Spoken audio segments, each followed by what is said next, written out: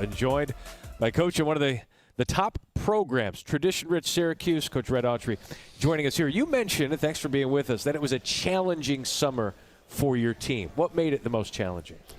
I think we with our strength and conditioning program, we really pushed them. We really want to see and push them to the brink and see and challenge them, from the morning, from the time they woke up until the time they went to bed. Well, it was fueling, nutrition, training, getting proper rest. So, we really did we really challenged them, the whole summer on that. Coach, I heard you say this is where everything starts for us. And you were talking about JJ, you were talking about Donnie, and these are the kind of guys that test the NBA draft waters. I'm wondering, what is your role when these guys do that? You've had Judah, JJ, Donnie. What's your role in that, advising them, and then ultimately how you get those guys to come back? Obviously, when they come here, that's their goal. And, when they get in those situations, all you do is support them and try to give them the right information and just be there for them. And, be a sounding board for them. And, you got to build that trust for you actually be able to support them. Because if they don't trust you, then, it doesn't matter. They're going to make a decision, without even, giving you a chance. So, and knowing that, and for them to know that, I have their best interest and we have their best interest in heart. Having said that, you have these two guys, and retention's maybe the most important thing right now in terms of building a roster, getting guys back. Having those two guys back, how has their role changed in relation to getting these new guys to understand the standard and the expectation you're going to have for them each and every day? I think that's what's made this summer and this team really grow a little faster than normal, when you have so many people coming in. But being able to have those two guys there that's been through the grind, that understands me, understand what we're trying to do, to be able to articulate that in the locker room, even pulling them to the side at practice and really get them to understand, hey, this is what coach is trying, or this is what we're trying to get accomplished, this is how he wants it, was important, and they played a big part in putting this team together. They were a part of the process. We did things a little differently. We involved them in the process. So everybody that came and joined this team, they already had that relationship and formed that relationship through the process. Coach, you talked about connected and caring, and I know that looks different for every single team, and I'm always curious from programs, how does that look? So to you, when you talk about your players being connected, caring for each other, how does that look at Syracuse basketball? I think, we practice it this summer.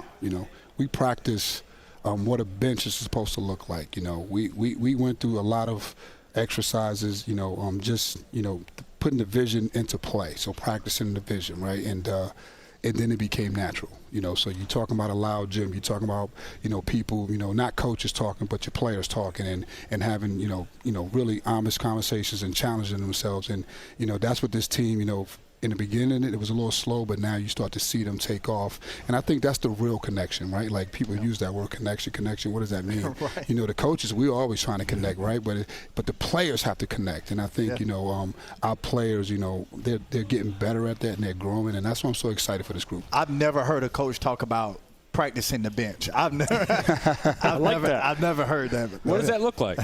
What does that look like, practicing the bench? Joy and loud, and a lot of.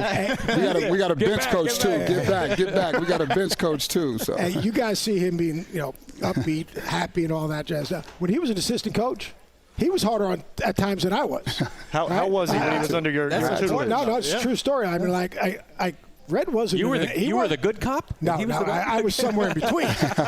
but he was not the enabler. Right. He would grab guys, and it wasn't like, oh, you're going to be all right, everything's going to be okay. He'd be like, dude, here's the way it is. And I think that's what has prepared him to be in this situation. But you have so many new guys. How do you integrate those guys? With that many new guys, they all have expectation. How are you integrating these new guys to become a cohesive unit in terms of trusting each other, embracing roles, championing roles, and being about winning? We communicate that. I think we have honest conversations with all of our guys, what their abilities are and how, we expect those to kind of, gel together. So, just conversations, and we watch a lot of film, and, we coach them. We coach them through the role that we expect them and we want them to be. Speaking of some of those new guys, I cover the high school circuit a lot, as Coach knows, and I got to watch Sadiq White a lot. got to watch Cayenne Anthony at Long Island Lutheran, played with VJ Edgecombe, and saw, younger in his career, like any freshman and sophomore, little slender body, look a little small, and now he really matured his game and his body. How ready is he to play in college basketball? Both of those guys are ready. Yeah. They'll be impactful for us, a big part of our program moving forward. Talented guys, but they've worked on their bodies. And then I think that's just, allowed them to acclimate a lot quicker. Cayenne has put on, 15 pounds since he's been on campus. And, Sadiq is, his mentality and his IQ is really what kind of really stands out. But he's just, he's a tough-minded guy. But I think all those guys, in particular, those two guys have really, pushed themselves this summer, in the weight room and with our guys and putting in the extra work. So I'm excited for those guys. Last thing on Cayenne, what has been your message to him as with that last name and his father who was there at all of his high school games? We know what that name represents. What's been your message to Cayenne? Cayenne has a very good, way about him, and I think Carmelo's done a phenomenal job of letting him, run his own race, so to speak. And so, we don't really have to say too much about, but that is really about what he needs to do. And Cayenne is pretty grounded. He's one of the guys, and he wants to be coached hard, and and that's what I love about him. I had a chance to really, watch him grow as a player from 9th grade, 10th grade, 11th grade. Obviously when you recruit someone of that caliber, you want to make sure that it's a fit, not just because his father went there. Can he play? And he turned himself into the number one, player in the state of New York. We got to keep him. We got to have him. So this is we're excited to have him.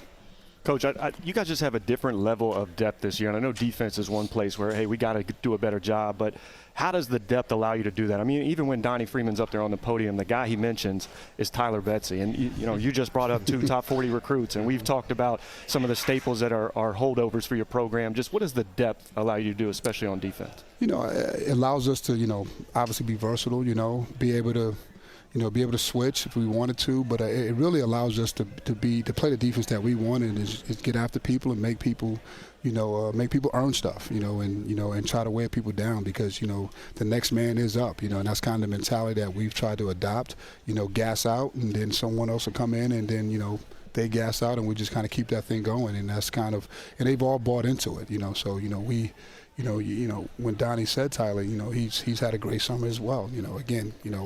But we have a lot of guys that are, in that 6'5" to 6'8" range right now. So we're excited. How much time did you spend this summer sending that message, sending that standard that we're going to check people? All summer. All summer. I think it's a big part. These guys are all talented offensive players. There's no doubt about it. But we like anything. The defense is it's always going to be a work in progress. It's never good enough. So you start that early, and you just keep working on it.